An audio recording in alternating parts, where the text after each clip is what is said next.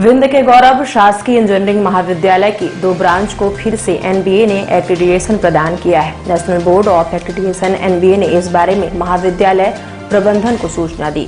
NBA की 2 सदस्यीय team ने एक्रीडिटेशन देने से पहले विगत 9 मार्च को महाविद्यालय का निरीक्षण किया था। एनबीए टीम ने महाविद्यालय के सिविल और मैकेनिकल विभाग की शैक्षणिक व्यवस्थाएं देखी और प्रायोगिक गतिविधियों का जायजा लिया। तदुपरांत निरीक्षण रिपोर्ट उक्त टीम ने एनबीए मुख्यालय को दी, जिसके आधार पर यह एक्रीडिटेशन जारी हुआ। यह एक्रीडिटेशन की अवधि मार्च 2027 तक रहेगी।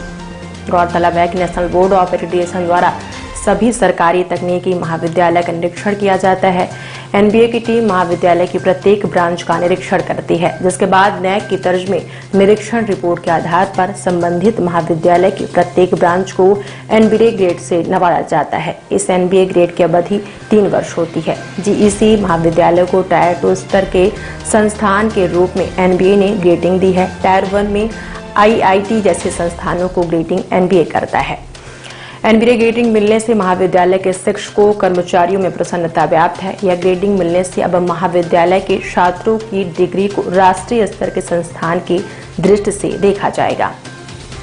इस महाविद्यालय के उक्त दोनों ब्रांच की डिग्री में एनबीए एक्रीडिटेड दर्ज होगा, जिससे यह डिग्री विश्व के 54 देशों में मान्य होगी। साथ ही कैंपस सिलेक्शन के लिए बड़ी मल्टीनेशनल कंपनी भी इस डिग्री को महत्व देंगी।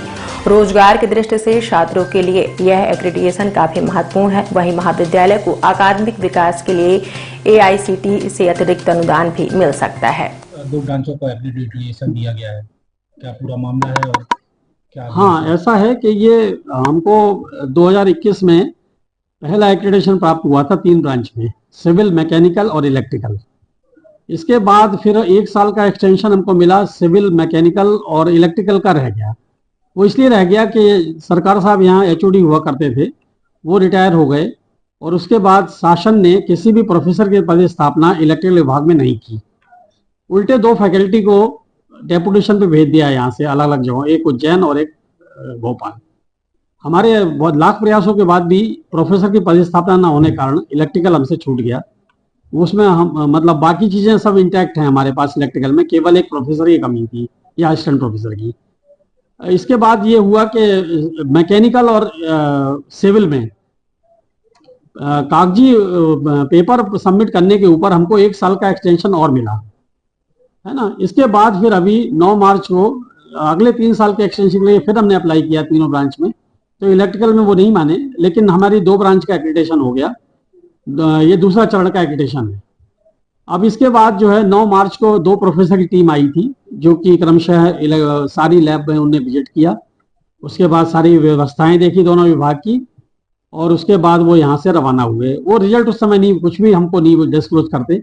उन्होंने अपनी रिपोर्ट एनबीए हेडक्वार्टर नई दिल्ली को सबमिट की और हमको ये करीब बताता हूँ मैं आपको, मार्च में